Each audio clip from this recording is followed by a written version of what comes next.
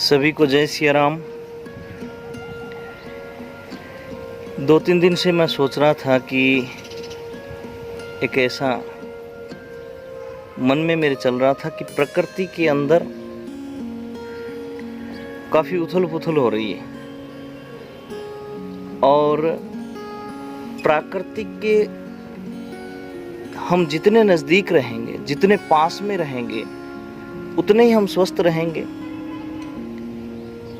ये वैश्विक महामारी जो कोरोना चल रही है, ये आज हम देख रहे हैं कि जगह जगह हमें ऑक्सीजन लेने के लिए, ऑक्सीजन के सिलेंडर लेने के लिए दौड़ना पड़ रहा है।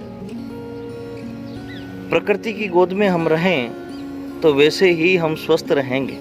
हमारी भारतीय सनातन संस्कृति के अंदर एक बहुत बड़ी बातें मुझे याद आ रही थी कि द्वापर युग के अंदर भगवान श्री कृष्ण ने ये कहा था कि तू मुझे देखना चाहेगा वृक्षों में तो मैं हूं पीपल। ऐसा उन्होंने क्यों कह दिया? आज मैं आपको विशेष तौर से बताना चाहूंगा कि उन्होंने इसलिए कह दिया कि पीपल एक ऐसा वृक्ष है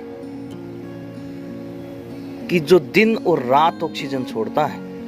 और हमारी गांव के बिल्कुल सेंटर में पीपल लगाते थे हमारे पूर्वज, और उस पीपल के नीचे 5, 10, 20 लोग हमेशा उसके नीचे बैठे रहते थे, बुजुर्ग लोग बैठे रहते थे। और उस पीपल के नीचे बैठने से दिन रात उनको ऑक्सीजन मिलती रहती थी और वो ऑक्सीजन लेकर के वो स्वस्थ रहते थे। हमारी बॉडी के जितने 12 इंटरनल अंग है, जैसे लार्ज इंटेस्टाइन है, स्मॉल इंटेस्टाइन है, लंग्स है, किडनी है, पैंक्रियाज है, हार्ट है, ये 12 के 12 इंटरनल ऑर्गन बाहर की ऑक्सीजन लेकर के ही जीवित है।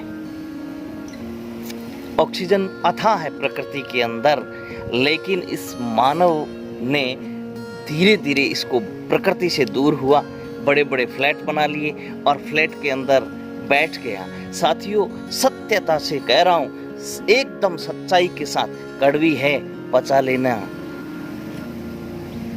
हम जितने प्रकृति से दूर होंगे उतने ही बीमार होंगे। मैं ये कुछ दिनों से फील कर रहा हूं। थार के इस रेगिस्तान के एरिया में हम जहां रहते हैं वहां पूरा डेजर्ट है, चारों तरफ रेत के बड़े से बड़े टीले हैं और इन टीलों के अंदर हम लोग सुबह शाम दोनों टाइम वॉक करने के लिए नंगे पैर जाते हैं। हमारी भारतीय और सनातन संस्कृति के अंदर हमारे ऋषि मुनि संत महात्मा लोग जो अक्षर आपने देखे होंगे, जैसे भगवान बुद्ध, भगवान महावीर, जितने ऋषि थे वो सब बरगद के या पीपल के पेड़ के नीचे बैठ करके ही उन्होंने पूजा की थी। आपसे निवेदन करना चाहूंगा, मैं ज्यादा कुछ नहीं कह सकता क्योंकि प्रत्येक व्यक्ति को आज पता है इस चीज का कि बरगद या पीपल का जो वृक्ष है, उस वृक्ष के नीचे बैठने मात्र से हमें इतनी ऑक्सीजन मिलती है। किसी भी एक व्यक्ति ने आज के इस युग में, किसी भी एक सज्जन ने अगर एक पीपल या एक बरगद का वृक्ष लगा दिया तो ऑक्सीजन की आने वाली पीढ़ियों को कमी नहीं होगी। मैंने जागृति के लिए मैंने अहिंसा गो युवा मंच बना रखा है, एक अंजनी कुमार जागरण मंच के नाम से बना रखा है।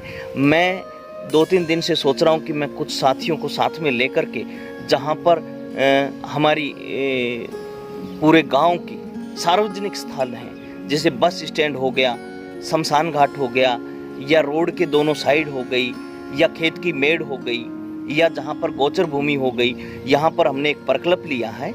आप भी उसमें भागीदार बन सकते हैं, साझा कर सकते हैं आप भी विचार हमारे साथ में। वहाँ पे सिर्फ हम 3 ही वृक्ष लगाएंगे, जिसमें पहली प्राथमिकता हमने दी है पीपल को, दूसरी दी है बरगद को और तीसरी नीम को।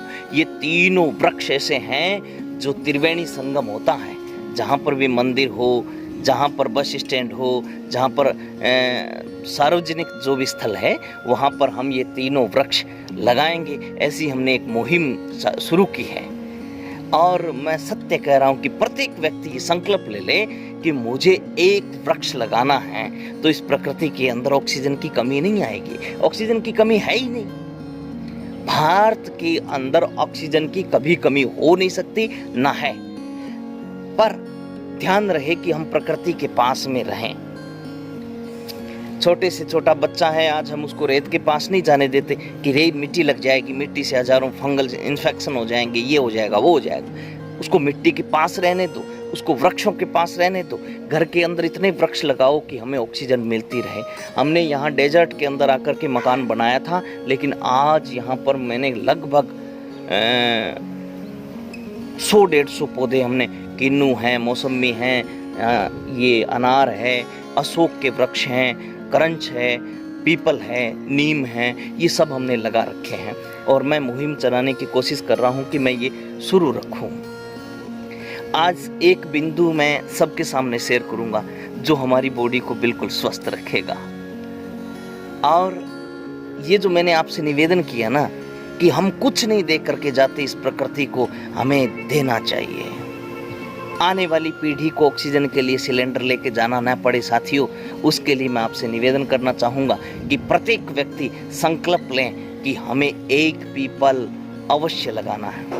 और एक पीपल लगा दिया तो उसको किसी भी भगवान की भजन या उपासना करने की आवश्यकता नहीं है। अगर एक पीपल आपने लगा दिया तो प्रकृति के अंदर वो ऑक्सीजन देगा दिन और रात, और आपको आने वाली पीढ़ी दुआ देगी।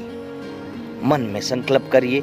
आइए मैं आपसे निवेदन करता हूँ कि सभी लोग संकल्प लें, एक वृक्ष, एक पीपल या एक बरगद या एक नीम अवश्य इस प्रकृति को दे करके हम जाएं। ज़्यादा मैं ज्ञान चर्चा आपके साथ नहीं करना चाहता, लेकिन निवेदन कर रहा हूँ, मेरे मन के भाव हैं, आप मेरे से जुड़े हुए हैं। क्योंकि सही बात कहने वाले व्यक्ति की आजकल कोई सुनता नहीं है। प्रत्येक जगह आज कोई भी चैनल खोल लो यूट्यूब का, प्रत्येक व्यक्ति ज्ञान चर्चा कर रहा है। ज्ञानचंद जी प्रत्येक जगह है, ये खाने से कोरोना ठीक होगा, ये खाने से ऑक्सीजन बढ़ती है। कुछ नहीं होता। स्वस्थ रहो, मस्त रहो, आनंद में रहो। अकेले हो तो रूम बंद कर लो और ऐसा गाना लगा करके नृत्य करने लग जाओ जिससे आनंद आ जाए, भाव विभोर हो जाओ। उठो, जागो और एक नई एनर्जी अंदर पैदा करो। सबको समझाओ, सबको प्रकृति की बातें बताओ, बच्चों को प्रेम करना सिखाओ पौधों से। भारतीय संस्कृति इतनी अथाह है, भारतीय सनातन संस्कृति इतनी अथाह है कि उसके अंदर प्रत्येक चीज का ज्ञान है। हमारी भारतीय संस्कृति का एक बिंदु मैं आज आपके सामने रखना चाहूंगा, ज्यादा लंबा वीडियो नहीं करूंगा, सिर्फ एक। हमारी पूरी स्पाइनल कॉर्ड को ट्रीट करने के लिए मात्र एक बिंदु जो भारतीय सनातन संस्कृति के अंदर हमें दिया था, वो याद रखना चाहिए। स्वस्थ अगर रहना है तो आप वृक्षों के पास जाओ और एक बिंदु जो मैं बता रहा हूँ उसको ध्यान में रखो। वो बिंदु लगाने मात्र से या वहां पर प्रेस करने मात्र से आप बिल्कुल स्वस्थ रहेंगे।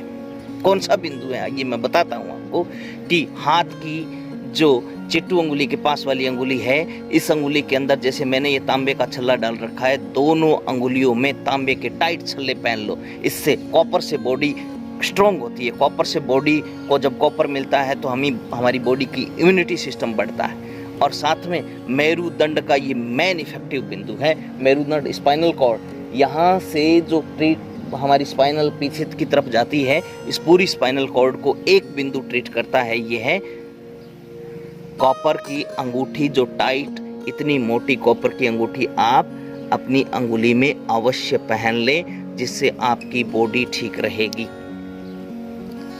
साथियों, मैं सभी से निवेदन करना चाहता हूं कि ये बिंदु आप भी लगाएं, घर में सब लोगों को ये तांबे की छल्ला बना बना करके पहना दें। इसका बहुत बड़ा लॉजिक है। आगे वाली वीडियो में पुनः इससे खुल करके चर्चा करूंगा। आज मैंने प्रकृति की गोद में बैठ करके आपके सामने मेरे विचार साझा किए हैं। भगवान श्री कृष्ण अगर कहते हैं कि मैं पीपल के अंदर वास करता हूँ, तो शायद बहुत बड़ी बात है, इसको सोचना चाहिए। हमारी भारतीय संस्कृति की मातृ शक्ति को उन्होंने पीपल के पास जाने के लिए सलाह दी। पीपल पूर्णिमा है, पीपल को पूजने से ये होता है क्योंकि भारत की महिलाएं पीपल के पास जाएगी तो वो स्वस्थ रहेगी, इसलिए उन्होंने कहा। खेजड़ी है, खेजड़ी थार एक किस्म आई है, थार शोभा। थार शोभा खेजड़ी बहुत पवित्र मानी गई है। घर में खेजड़ी अवश्य लगाओ और एक पीपल का वृक्ष अवश्य लगाओ। इसी के साथ ज़्यादा बातों में न जाते हुए मैं अपनी वाणी को विराम दूंगा। सर्वे भवन्तु सुखिनः, सर्वे सन्तु निरामया, सर्वे भद्राणि पश्यन्तु मा कश्चित् दुःख भाग् भवेत्। सभी स्वस्थ रहें। स्वस्थ जब रहेंगे तब हम एक एक पौधा लगाएंगे। इसी के साथ प्रणाम, जय सिया राम, वंदे गो मातरम।